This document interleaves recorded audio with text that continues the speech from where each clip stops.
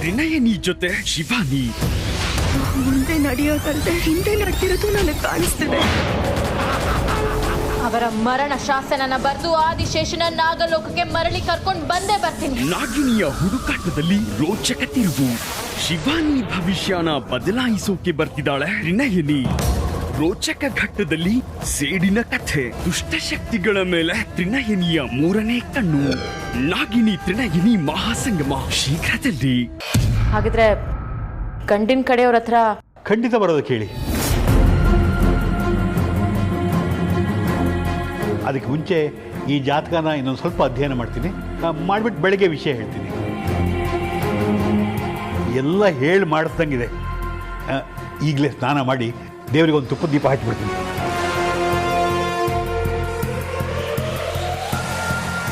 ಏನ ಭಯ ಅವ್ರೆ, ಇವನ್ನ ಇಲ್ಲಿ ಕರ್ಕೊಂಡು ಬಂದ್ರೆ ಆಚಾರ್ಯರ ಮನ್ಸು ಕರ್ಗಿ ಮದ್ವೆಗೆ ಒಪ್ಕೋತಾರೆ ಅಂತ ಅಂದ್ಕೊಂಡ್ರ? ದಯವಿಟ್ಟು ಆ ರೀತಿ ಯೋಚನೆ ಮಾಡಬೇಡಿ. ಯಾವ ತಂದೆನೂ ತನ್ನ ಕೈಯಾರೆ ಮಗಳನ್ನ ಇಂಥ ರಾಕ್ಷಸನ್ ಕೊಡೋದಿಲ್ಲ. ನಾನು ತಂದ ಜಾತಕ ಹೊಂದುತ್ತೆ. ಮಯೂರಿ ಮದ್ವೆ ಅವನ ಜೊತೆನೇ ನಡೆಯುತ್ತೆ.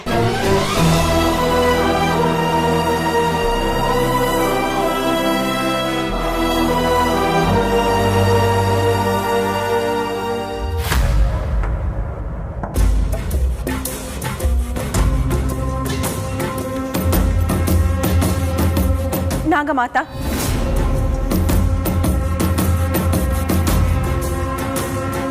ನಾಗಮಾತಾ, ನೀವು ಎಲ್ಲಿಗೆ ಹೋಗಿದ್ರಿ? ಮನೆಯಲ್ಲೆಲ್ಲೂ ಕಾಣಿಸ್ತಾ ಇರಲಿಲ್ಲ ಅಂತ ನನಗೆಷ್ಟು ಗಾಬರಿ ಆಗಿತ್ತು ಗೊತ್ತಾ? ನಾಗಮಾತಾ, ನಿಮ್ಮನ್ನೇ ಕೇಳ್ತಾ ಇರೋದು, ಎಲ್ಲಿ ಹೋಗಿದ್ರಿ? ಎಲ್ಲಿಗೆ ಹೋಗುವುದಕ್ಕಾಗದೆ ಇಲ್ಲೇ ಇದ್ದೆನೋ ಆ ಜಾಗಕ್ಕೆ ಹೋಗಿದ್ದೆ. ಏನಿದು ಮಾರ್ಮಿಕವಾದ ಮಾತು?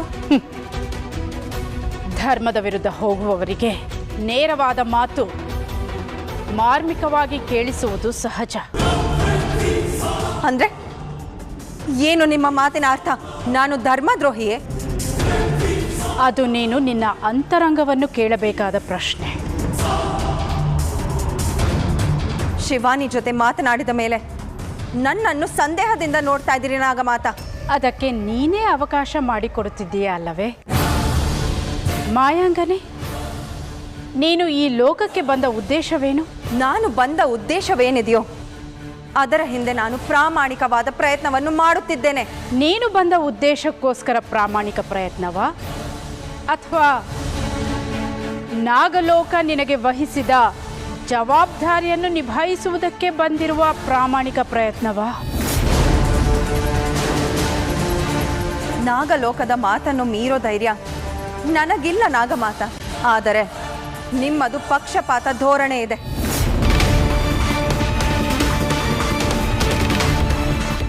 ಗುರುಗಳೇ, ನಾಗಮಣಿ ಇದೇ ದಾರಿಲಿದೆ ಅಂತ ನಿಮ್ಗೆ ಗೊತ್ತಾಯ್ತು?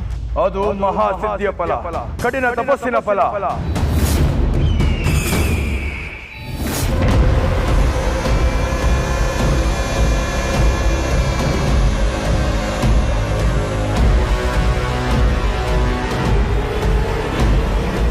ನೋಡಲ್ಲಿ ನಾಗಮಣಿ ಫಳಫಳನೆ ಹೊಳೆಯುತ್ತಿದೆ.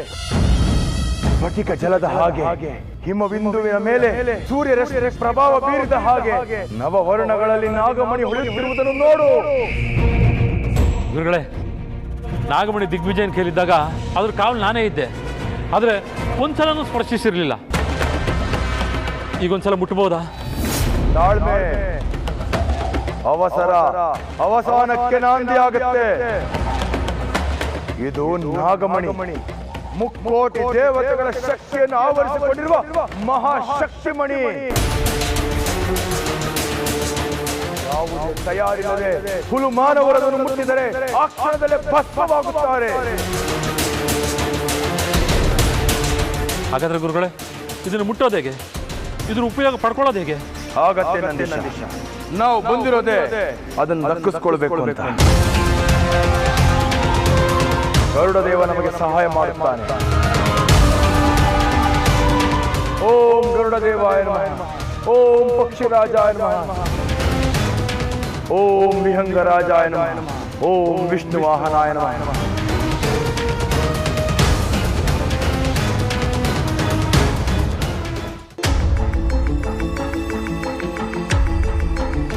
ಶಿವಾನಿ ಅವರೇ, ಶಿವಾನಿ ಅವರೇ, ಶಿವಾನಿ ಅವರೇ ನಿಂತ್ಕೊಳ್ಳಿ. ಯಾಕೆ ನನ್ನ ಹಿಂದೆ ಬರ್ತಾ ಇದ್ದೀರಾ? ಶಿವಾನಿ ಅವರೇ, ಯಾಕೆ ಇಷ್ಟೊಂದು ಹಠ, ಏನಕ್ಕೆ ಇಷ್ಟೊಂದು ಕೋಪ? ಅಂತ ತಪ್ಪು ಅವನು ಏನು ಮಾಡಿದ್ದಾನೆ? ಅವರಿಬ್ಬರನ್ನ ದೂರ ಮಾಡೋದಕ್ಕೆ ನೋಡ್ತಿದ್ದೀರಾ.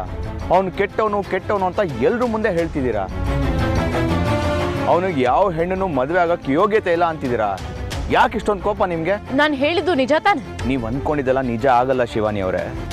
ಅವನನ್ನು ಇಷ್ಟಪಡೋ ಹೆಣ್ಣು ಈ ಜಗತ್ತಲ್ಲಿ ಇರ್ತಾರಲ್ವಾ? ಯಾರು? ಅವನನ್ನ ಈ ಜಗತ್ತಲ್ಲಿ ಸಾಧ್ಯನೇ ಇಲ್ಲ. ಸಾಧ್ಯ ಇದೆ. ಮಯೂರಿಗೆ ಹೊಂದೋ ಜಾತಕ ಹುಡ್ಕೋದಕ್ಕೆ ಏನೆಲ್ಲ ಪ್ರಯತ್ನ ಮಾಡ್ತಿದ್ದೀರಾ? ಎಲ್ಲ ಓಕೆ. ಹುಡುಕ್ತಿರೋ ಗಂಡನ ಜಾತಕ ಸಿಕ್ಕರೆ ಸಾಕ? ಅವನ ಮನಸ್ಸು ಮಯೂರಿ ಮನಸ್ಸಿಗೆ ಹೊಂದ್ಕೋಬೇಕು ತಾನೆ. ಜಾತಕದ ಮೇಲೆ ಬದುಕು ನಿಂತಿರಲ್ಲ, ಮನ್ಸಿನ ಮೇಲೆ ನಿಂತಿರುತ್ತೆ. ಒಂದೇ ಒಂದ್ಸಲ ಮಯೂರಿ ಮನ್ಸಲ್ಲಿ ಏನಿದೆ ಅಂತ ವಿಚಾರಿಸಿದ್ರ? ಅವರಿಬ್ರು ಪ್ರೀತಿಸ್ತಾ ಇದ್ದಾರೆ. ಅವ್ರನ್ನ ದೂರ ಮಾಡೋದಕ್ಕೆ ನಿಮ್ಗೆ ಏನು ಅಧಿಕಾರ ಇದೆ? ಅಲ್ಲ, ಪ್ರೀತಿನೇ ದೇವರು ಅಂತೀರಾ, ಈಗ ಅಂತ ಪ್ರೀತಿನೇ ಕೊಲ್ಲೋದಕ್ಕೆ ನೋಡ್ತಿದ್ದೀರಾ. ಏನ್ ಶಿವಾನಿ ಅವರೇ, ಏನಿದೆ ಅರ್ಥ? ನೋಡಿ, ಇಂಥ ಮಾತುಗಳೆಲ್ಲ ಬೇಕಾಗಿಲ್ಲ. ನನಗೆ ಚೆನ್ನಾಗಿ ಗೊತ್ತು ಅವನು ಏನು ಅಂತ. ಪ್ರೀತಿ ಅಂದ್ರೆ ಏನು ಅಂತಾನೂ ನನಗೆ ಗೊತ್ತಿದೆ. ಯಾಕೆಂದ್ರೆ ನಾನು ಪ್ರೀತಿಸ್ದವಳೆ. ಯಾಕೆಂದ್ರೆ ನಾನು ಪ್ರೀತಿಸಿದ್ದು ಒಬ್ಬನ್ನ. ನಾನು ಬದುಕ್ತಾ ಇರೋದು ಅವನ ಜೊತೆನೆ. ಅಂದ್ರೆ ನೀವು ಮಾತ್ರ ಪ್ರೀತಿಸ್ಬೋದು, ಬೇರೆಯವರು ಪ್ರೀತಿಸಬಾರ್ದು ಅಂತನಾ? ಪ್ರೀತಿಸ್ಬೇಕಾದವ್ರನ್ನ ಪ್ರೀತಿಸಿದ್ರೆ ಪ್ರೀತಿ ಸರಿ, ಆದ್ರೆ ಅದ್ರಲ್ಲಿ ತಪ್ಪಿದ್ರೆ ಅದು ತಪ್ಪು ಪ್ರೀತಿ. ನಾನು ನನ್ನ ಗಂಡನ ಪ್ರೀತಿಸಿದಾಗೆ ಅವನು ಮಯೂರಿನ ಪ್ರೀತಿಸಕ್ಕೆ ಸಾಧ್ಯನೇ ಇಲ್ಲ. ನನ್ನ ಗಂಡನ ಪ್ರೀತಿಲಿ ಶ್ರೇಷ್ಠವಾದ ಬದುಕನ್ನ ಕಂಡವಳು ನಾನು. ನಂದು ನನ್ನ ಗಂಡಂದು ಒಂದು ಜನ್ಮದ ಪ್ರೀತಿ ಅಲ್ವೇ ಅಲ್ಲ ಅಂತ ನನ್ನ ಹತ್ರ ಪ್ರೀತಿ ಬಗ್ಗೆ ಪಾಠ ಮಾಡಕ್ ಬರ್ತೀರಾ? ಶಿವಾನಿ ಎಂದರೆ ನಿಮಗೆ ಅಚ್ಚುಮೆಚ್ಚು. ಆದರೆ ಅವಳು ನಾಗಲೋಕದ ನಿಯಮವನ್ನು ಮೀರಿ ಭೂಲೋಕವಾಸಿಯಾಗಿದ್ದಾಳೆ ಎಂದು ನೀವು ಮರೆತಿದ್ದೀರಾ? ನನಗೆ ಎಲ್ಲವೂ ನೆನಪಿದೆ ಮಾಯಾಂಗನೆ. ಶಿವಾನಿ ಅವಳ ಜವಾಬ್ದಾರಿಯನ್ನು ಮರೆತಿಲ್ಲ. ನೀನು ನಿನಗೆ ವಹಿಸಿದ ಕೆಲಸದಲ್ಲಿ ಎಷ್ಟು ಪ್ರಾಮಾಣಿಕವಾಗಿದೆಯೋ ನನಗೆ ತಿಳಿಯೋದು. ಆದರೆ ಶಿವಾನಿ ಅವಳಿಗೆ ವಹಿಸಿದ್ದ ಜವಾಬ್ದಾರಿಯಲ್ಲಿ ಒಂದು ಹೆಜ್ಜೆ ಮುಂದಿಟ್ಟಿದ್ದಾಳೆ.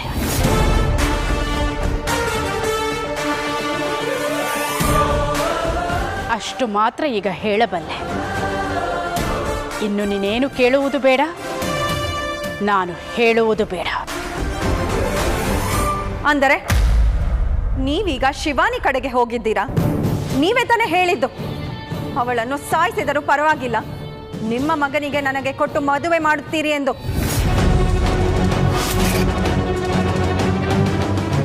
ಮಾಯಾಂಗನೆ, ನೀನು ನಾಗಮಣಿಯನ್ನು ತೆಗೆದುಕೊಂಡು ಆದಿಶೇಷನನ್ನು ಕರೆದುಕೊಂಡು ನಾಗಲೋಕಕ್ಕೆ ಬಂದರೆ ಮಾತ್ರ ನಿನ್ನ ವಿವಾಹ ಎಂದು ನಾನಲ್ಲ, ನಾಗಲೋಕದ ಗುರುಗಳು ಹೇಳಿದ್ದು.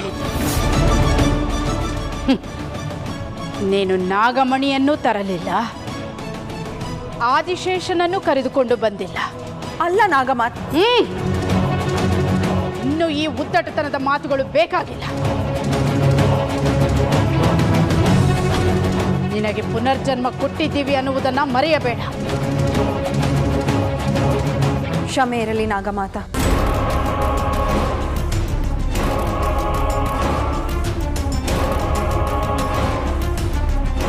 ಅಂದರೆ ಇವರಿಗೆ ಆದಿಶೇಷ ಎಲ್ಲಿದ್ದಾನೆಂದು ತಿಳಿದಿಲ್ಲ. ನಾಗಮಾತ, ನಿಮಗೆ ನಾಗಮಣಿ ಎಲ್ಲಿರೋದೆಂದು ಗೊತ್ತಾಗಿರ್ಬೋದು, ಆದರೆ ಆದಿಶೇಷನ ಮಾನವ ರೂಪಿ ತ್ರಿಶೂಲ್ ದೇಹ ಎಲ್ಲಿದೆ ಎಂದು ನನಗೆ ಮಾತ್ರ ಗೊತ್ತು. ಇದು ಒಂದು ವಿಷಯ ಸಾಕು ನಿಮ್ಮೆಲ್ಲರ ಓಟಕ್ಕೆ ಕಡಿವಾಣ ಹಾಕೋಕೆ.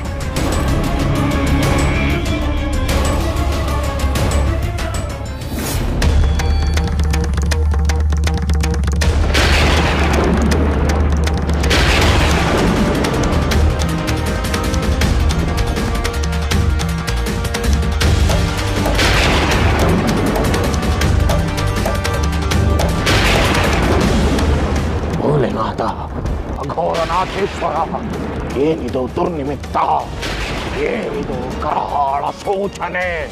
ಧರ್ಮ ಮಾರ್ಗವ ತೋರು ಚಂದ್ರಾಧರ.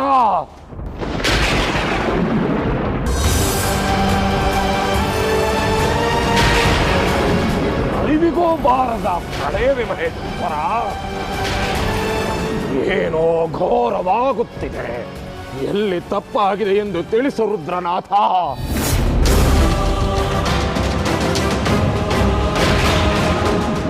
ಮೇಲೂ ಕ್ಷುದ್ರ ಶಕ್ತಿಗಳ ಅಟ್ಟಹಾಸವೇ. ಮೃತ್ಯುಂಜಯ, ಏನಿದರ ಸೂಚನೆ? ಯಾರಿಂದ ಈ ವಂಚನೆ?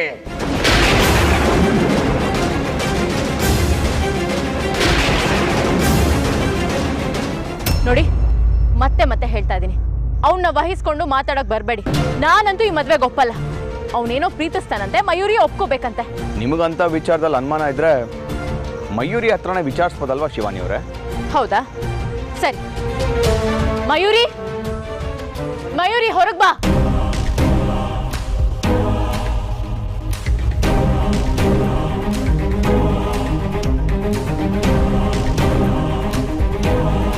ಮಯೂರಿ, ನಿನಗೆ ಇವ್ನು ಏನು ಅಂತ ಗೊತ್ತು, ಇವನ್ ವ್ಯಕ್ತಿತ್ವ ಗೊತ್ತು, ಇವ್ ನಿನಗೆ ಎಷ್ಟು ತೊಂದರೆ ಕೊಟ್ಟಿದ್ದಾನೆ ಅನ್ನೋದು ಗೊತ್ತು.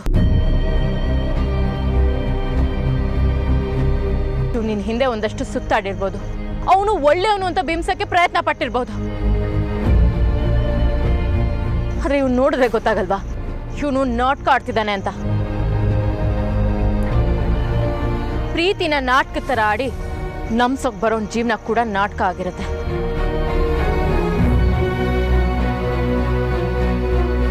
ಅದಕ್ಕೊಂದು ಸತ್ಯನೂ ಇರಲ್ಲ, ಸತ್ವನೂ ಇರಲ್ಲ. ನೀನೇ ಹೇಳು, ಇವನು ನೀನ್ ಪ್ರೀತಿಸ್ತಾ ಇದ್ಯಾ?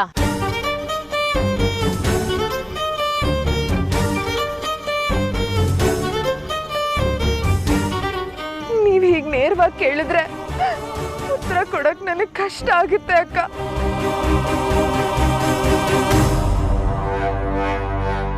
ಇವ್ರ ಮೇಲಿರೋದು ಪ್ರೀತಿನ ಅಂತ ನನಗಿನ್ನೂ ಗೊತ್ತಿಲ್ಲ.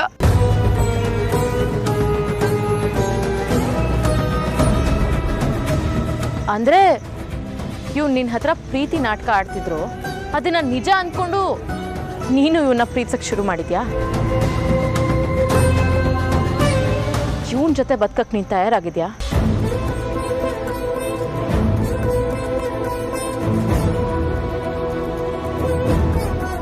ಇಲ್ಲ ಅಕ್ಕ, ಇವನ್ ಜೊತೆ ಬದುಕಕ್ಕೆ ನನ್ ತಯಾರಿಲ್ಲ. ಆದ್ರೆ ಇವರಿಲ್ದೆ ನನ್ ಬದುಕಲ್ಲ ಅಕ್ಕ.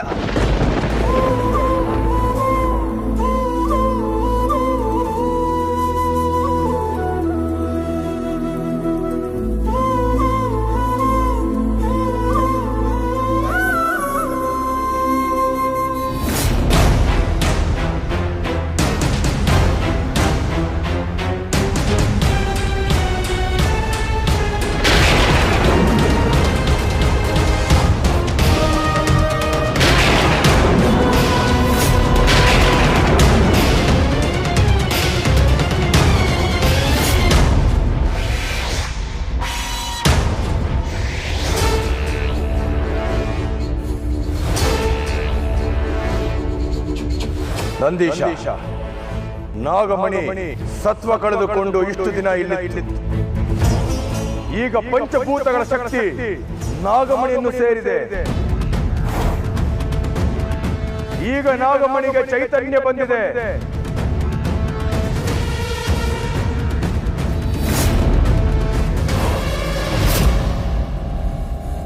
ಈಗ ನೋಡು ನಂದೀಶ, ನಾಗಮಣಿ ಯಾರ ಸ್ಪರ್ಶವಿಲ್ಲದೆ ಅದಾಗದೆ ಮೇಲಕ್ಕೆ ಬರುತ್ತೆ.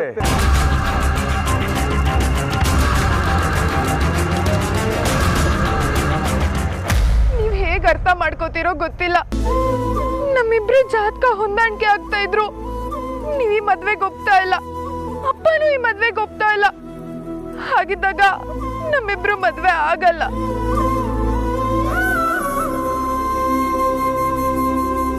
ಇವ್ರ ಜೊತೆ ನನ್ ಬದುಕು ನಡೆಯಲ್ಲ. ಆದ್ರೆ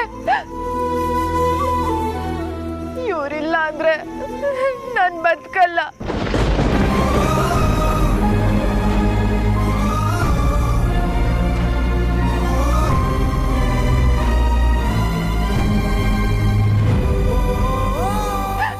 ದಯವಿಟ್ಟು ಇದ್ರ ಬಗ್ಗೆ ನನ್ನ ಏನು ಕೇಳಬೇಡಿ.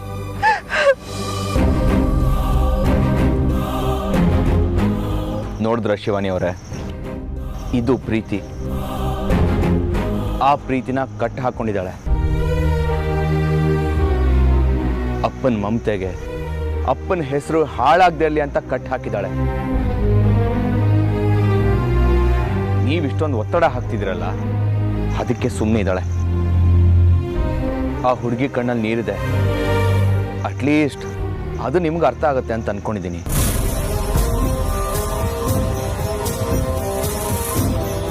ಅವಳ ಜಾತಕಕ್ಕೆ ಹೊಂದುವ ಜಾತಕದವನ ಜೊತೆ ಅವಳ ಮದುವೆಯಾಗಬೇಕು. ಆ ಹುಡುಗಿಗೆ ನೋವುಂಟಾದರೆ, ಸಂಕಟವಾದರೆ, ಕಣ್ಣೀರು ಬಂದರೆ ಆ ಕಣ್ಣೀರಿನ ಶಾಪ ನಿನಗೆ ತಟ್ಟುತ್ತದೆ.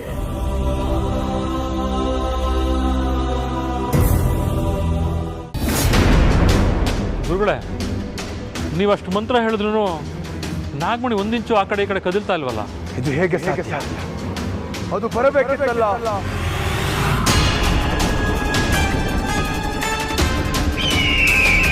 ಒಂದು ವೇಳೆ ನಾಗಮಣಿಯು ದುಷ್ಟರ ಪಾಲಾದರೆ ಅದರ ಉಪಯೋಗ ಶೂನ್ಯವಾಗಿರಬೇಕು. ನಾಗಮತ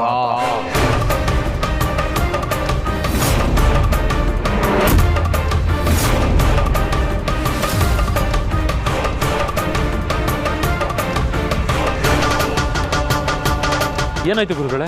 ನಾಗಮಣಿಯನ್ನು ಅಸುರ ಮನಸ್ಸಿನ ಮನುಷ್ಯರು ಪಡೆದುಕೊಳ್ಳುತ್ತಾರೆ.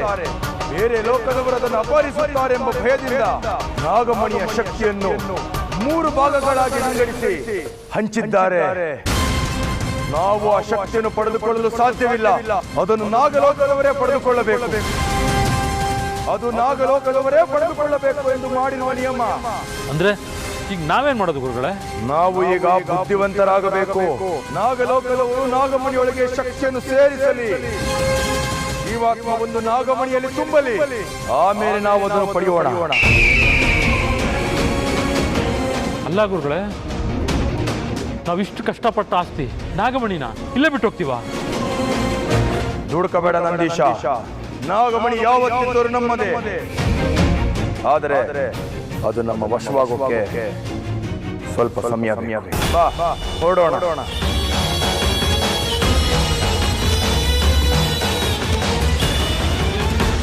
ನೋಡಿ ಅಭಯ್ ಅವರೇ, ನೀವು ಹೀಗೆ ಬಲವಂತ ಮಾಡ್ತಾ ಇದ್ದೀರಾ. ಅಲ್ಲಿ ಮಯೂರಿ ಅಳ್ತಾ ಇದ್ದಾಳೆ ಅಂತ ನಾನು ಈ ಮದುವೆಗೆ ಒಪ್ಪಕ್ಕಾಗಲ್ಲ. ಮಯೂರಿಗೆ ಬೇಕಾಗಿರೋದು ಒಬ್ಬ ಯೋಗ್ಯ ಗಂಡು, ಅದು ಇವನಲ್ಲ. ಒಂದು ಹೆಣ್ಣು ಕಣ್ಣೀರು ಹಾಕೋ ಹಾಗೆ ಮಾಡೋಕ್ಕೆ ಎಲ್ಲ ಗಂಡಸರಿಗೂ ಬರುತ್ತೆ. ಆದರೆ ಅವಳು ಯಾವತ್ತೂ ಕಣ್ಣೀರು ಹಾಕ್ತಿರೋ ಹಾಗೆ ಸಾಕೋಕೆ ಎಲ್ಲ ಗಂಡಸರಿಗೂ ಆಗಲ್ಲ. ಅವಳು ಏನಾದರೂ ಇವನನ್ನ ಮದುವೆ ಆದರೆ ಅವಳು ಸಂತೋಷವಾಗಂತೂ ಇರಲ್ಲ. ಮದುವೆ ಆಗಿದ್ದು 3 ದಿನಕ್ಕೆ ನಾವೆಲ್ಲ ಸಂತಾಪ ಪಡೋ ಹಾಗಾಗುತ್ತೆ. ಯಾಕಂದ್ರೆ ಇವನನ್ನ ಮದುವೆ ಆದರೆ ಅವಳಂತೂ ಬದುಕಲ್ಲ.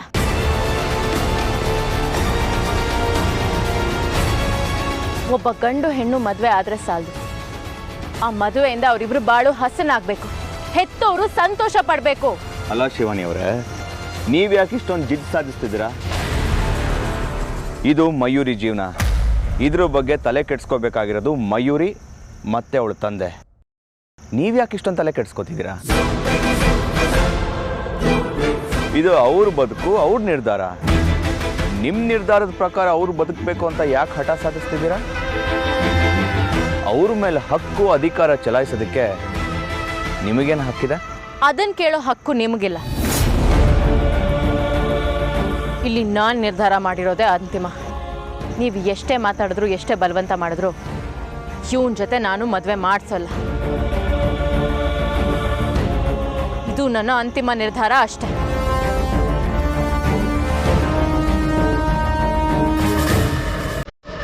ನೀವು ಇವರಿಬ್ರು ಮದುವೆ ನಡೆಸ್ತಾ ಇದ್ರೇನು ನಾನು ನಡೆಸ್ತೀನಿ.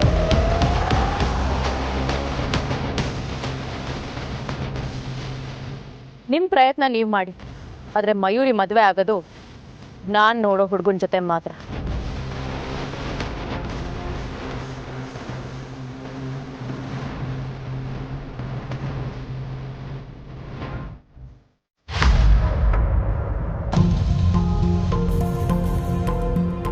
ಶಿವಾನಿ, ಎಲ್ಲಿಗೆ ಹೋಗಿ ಬರ್ತಾ ಇದೆಯಾ? ಅದೆಲ್ಲ ನಿನ್ಗೆ ಯಾಕೆ ಹೇಳ್ಬೇಕು ನಾನು? ಯಾಕೆ ಅಂದ್ರೆ ನಾವು ನಾಗ್ಲೋಗ್ತವ್ರು, ಒಂದೇ ಗುರಿನ ಬೆನ್ ಹತ್ತಿರೋರು. ಒಂದೇ ಗುರಿ ಬೆನ್ ಹತ್ತಿ ಬಂದಿದ್ದು ನಿಜ. ಆದ್ರೆ ಆ ಗುರಿ ತಪ್ಪದ ಮೇಲೆ ನಮ್ಮ ಗುರಿ ಬೇರೆ ಬೇರೆ ಆಯ್ತು ಅನ್ನೋದನ್ನ ಮರ್ತ್ಬಿಟ್ಟ ಮಾಯಂಗನೆ. ನೀನು ಸುಳ್ಳು ಹೇಳ್ತಾ ಇದೆಯಾ? ಯಾವುದೋ ವಿಚಾರನ ನನ್ನಿಂದ ಮುಚ್ಚಿಡ್ತಾ ಇದೆಯಾ? ನನಗೆ ಗೊತ್ತಾಗಬೇಕು, ಎಲ್ಲ ಗೊತ್ತಾಗಬೇಕು. ಆದಿಶೇಷ ಯಾರು ಅಂತ ತಿಳಿತಾ? ನಾಗಮಣಿ ಎಲ್ಲಿದೆ ಅಂತ ಗೊತ್ತಾಯ್ತಾ? ಆದಿಶೇಷನ್ ಜೊತೆಗೆ ನಾಗಮಣಿ ತಗೊಂಡು ಹೋಗೋಕ್ಕೆ ಏನಾದರೂ ಸಮಸ್ಯೆಗಳಿದೆಯಾ? ಇದ್ರೆ ಹೇಳು, ನಾವಿಬ್ರೂ ಸೇರಿ ಬಗೆಹರಿಸೋಣ. ಬೇಕಾಗಿಲ್ಲ. ಯಾವ ವಿಚಾರ ಯಾರಿಗೆ ಯಾವ ಸಮಯಕ್ಕೆ ಗೊತ್ತಾಗಬೇಕೋ ಗೊತ್ತಾಗುತ್ತೆ. ನಿನಗೆ ಗೊತ್ತಾಗಬೇಕು ಅನ್ನೋ ಅದೃಷ್ಟ ಇದ್ರೆ ಗೊತ್ತಾಗುತ್ತೆ ಬಿಡು.